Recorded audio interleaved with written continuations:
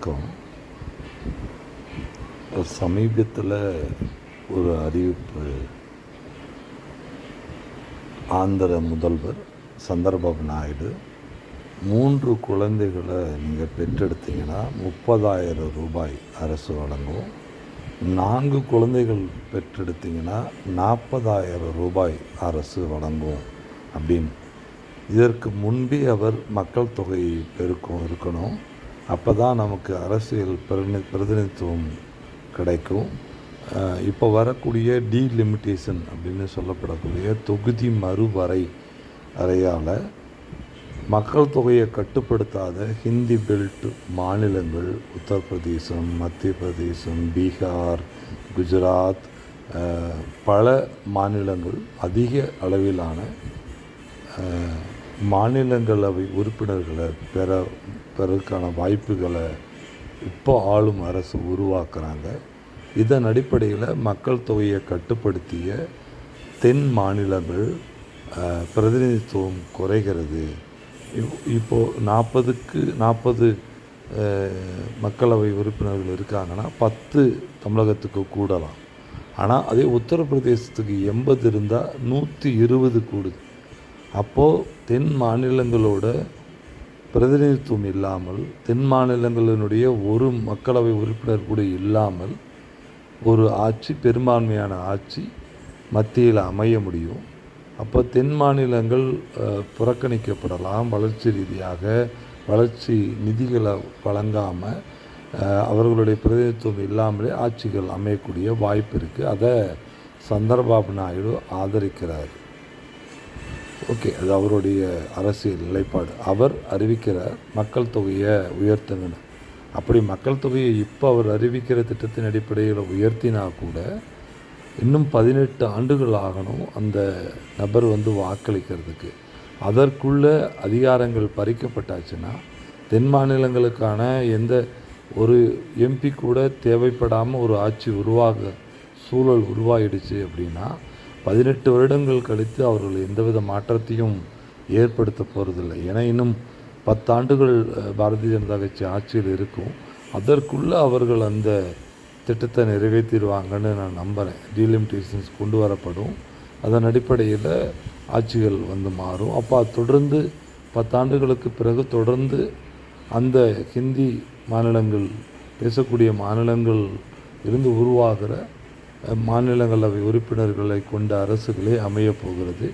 இலங்கையில் எப்படி தமிழர்கள் பிராந்திய பகுதிகளில் இருக்கிற எந்த விதமான மக்கள் பிரதிநிதிகளும் இல்லாமல் ஒரு ஆட்சி உருவாகுதோ அல்லது அவர்கள் நினைத்ததை நடத்துகிறார்களோ அந்த மாதிரியான ஒரு நிலை இந்தியாவில் உருவாகும். அது வருங்காலத்தில் சாத்தியம் நடக்க தான் போகுது. ஏன்னா அவர் ஆளுகிற பாரதிய ஜனதாவுக்கு அந்த திறனும் அந்த புத்தி சாதுரியமும் இருக்குதுன்னு நம்புகிறேன். சரி, சந்திரபாபு நாயுடுக்கு வந்துடலாம். இப்போ இவர் அறிவிக்கிற இந்த திட்டங்கள் என்பது நமக்கு அரசியல் பிரதிநிதித்துவம் கிடைக்குதோ அல்லது இந்தியாவில் நாம் நம்மளுடைய உரிமைகளை நிலைநாட்ட முடியுதோ, கோரி பெற முடியுதோ, நமக்கான உரிமைகளை பெற முடியுது, நிதிகளை பெற முடியுதோ, இதெல்லாம் 2ஆம் பட்சமாக வைத்துடலாம். இப்போது ஆந்திராவோட நிலையை நான் விளக்குறேன். ஆந்திராவில் என்ன மாதிரி நிலைகள் இருக்குன்னு. ஆந்திராவில் ஒரு ஓங்கோல் மாதிரியான ஒரு 2ஆம் அல்லது 3ஆம் தரமான ஒரு நகரத்தில் நான் பல ஆண்டுகள் வாழ்ந்ததை வச்சு சொல்கிறேன். அங்கே இருக்கிற வீடுகளுக்கு குடிக்கிறதுக்கான தண்ணீர் அந்த வீடுகளுக்கே போய் சேரலை.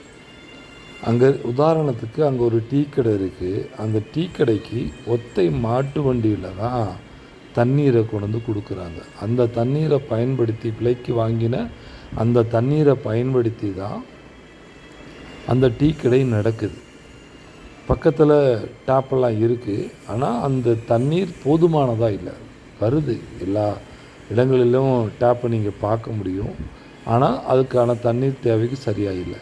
இப்போ நம்ம ஒரு ஹோட்டலில் போய் ஸ்டே பண்ணியிருக்கோம்.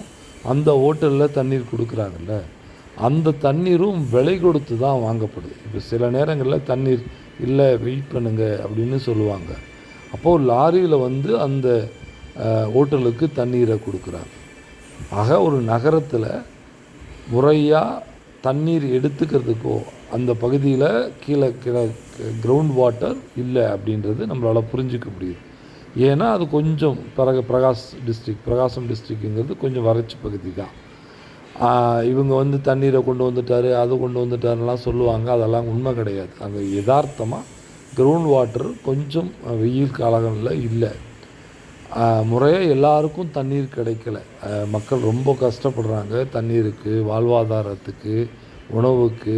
ஒரு கடைநிலை வாழ்வியல் தான். நீங்கள் அங்கே இருக்கிற ஒரு ஒயின் ஷாப்புக்கு போனீங்கன்னா அல்லது ஒரு ஹோட்டலுக்கு போனீங்கன்னா அங்கே மக்களை நீங்கள் பார்க்கலாம். பெரும்பான்மையான மக்கள் வறுமை கோட்டுக்கு மேலே மிடில் கிளாஸில் இருக்கிறாங்க. ஒரு 30% நல்ல பணம் கொளிக்கிறவர்களாக இருக்கிறாங்க. அதுதான் இந்தியா முழுக்க இருக்கிற நிலையை இருக்கிற நிலை. தமிழகம், கேரளம், சில கர்நாடக பகுதிகளை தவிர்த்துட்டு, ஆந்திராவில் சில பகுதிகளை தவிர்த்துட்டா மீதி பகுதிகளில் 30% பெரும் பணக்காரர்களாக இந்திய முழுக்கவும் இருக்கிறாங்க. அதை தான் இப்போ இருக்கிற அரசும் நிலைநிறுத்த விரும்புது. 70% வறுமைக்கு கொஞ்சம் அருகாமை, கொஞ்சம் மேலே அப்படி இருந்துவிடணும்.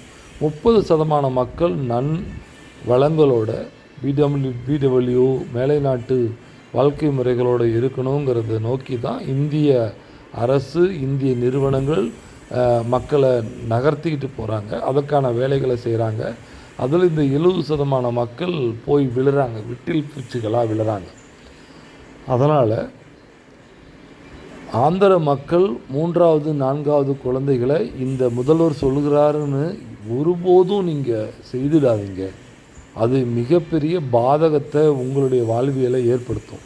அதுக்கு நான் பார்த்த ஒரு கோழி சோடா, நம்ம ஊரில் இருக்கிற அந்த கோழி சோடாவை அங்கே சாலைகளில் நீங்கள் பெற முடியும். லெமன் சோடா, சால்ட்டு சோடா, இப்படி பல கலர் மாதிரியானவற்றை நீங்கள் சாலை ஓரத்தில் உடனடியாக தயார் செய்து கொடுப்பாங்க.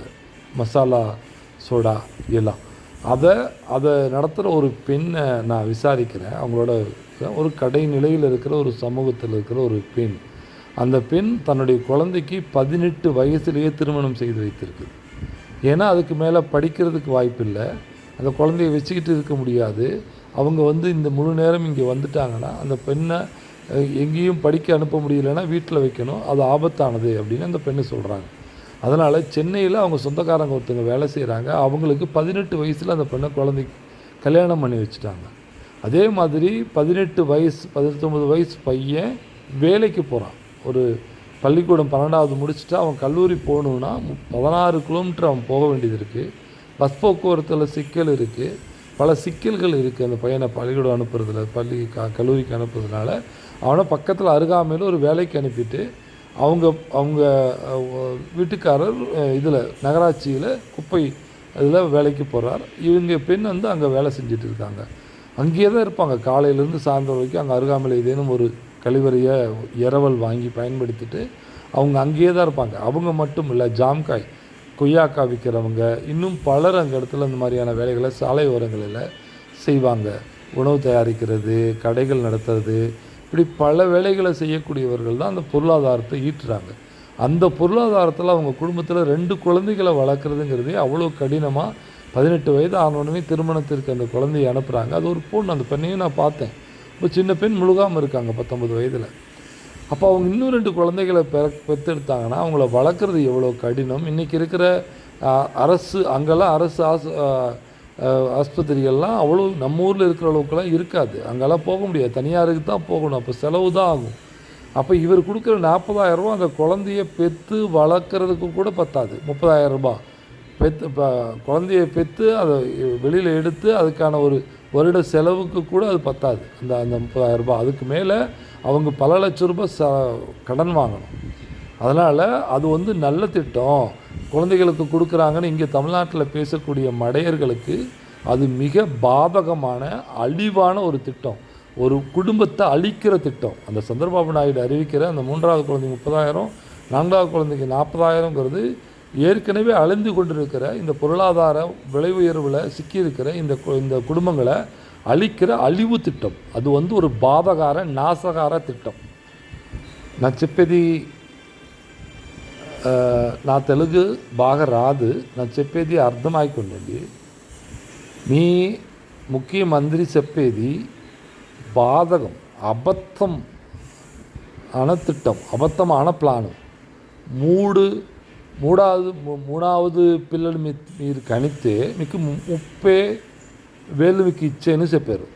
30,000 ఆ బిడ్డకి మీరు కానీ సాగానికి ఒక్క ఏడు కూడా చాలదు.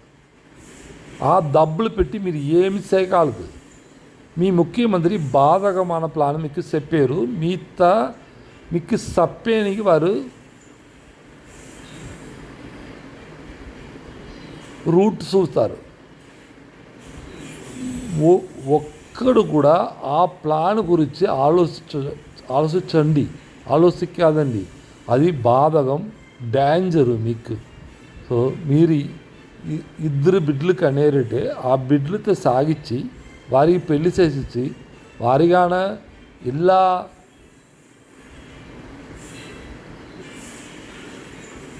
ఫెసిలిటీసు చేసి ఇవ్వండి. మూడవది బిల్లుకి అనేది నాలుగవది బిల్లుకి అనేది ఆలోచించదండి. అది కాదు, అది బాధకం. అది మీకు మీ బతుకుతే సెరివేసి అని మీ ముఖ్యమంత్రి ఇచ్చే 30,000. సో జాగ్రత్తగా ఉండండి. మీ ముఖ్యమంత్రి మీకు బాధకము, డేంజరస్ చేస్తారు. இதுவே నా மாட்டலு நன்னி. அந்த திட்டம் ஒரு அழிவு திட்டம், ஒரு நாசகார திட்டம். அது போன்ற எந்த ஒரு திட்டத்தையும் தமிழகத்தில் யாரேனும் முன்மொழிந்தால் முதலாக நான் தான் எதிர்ப்பேன். நன்றி.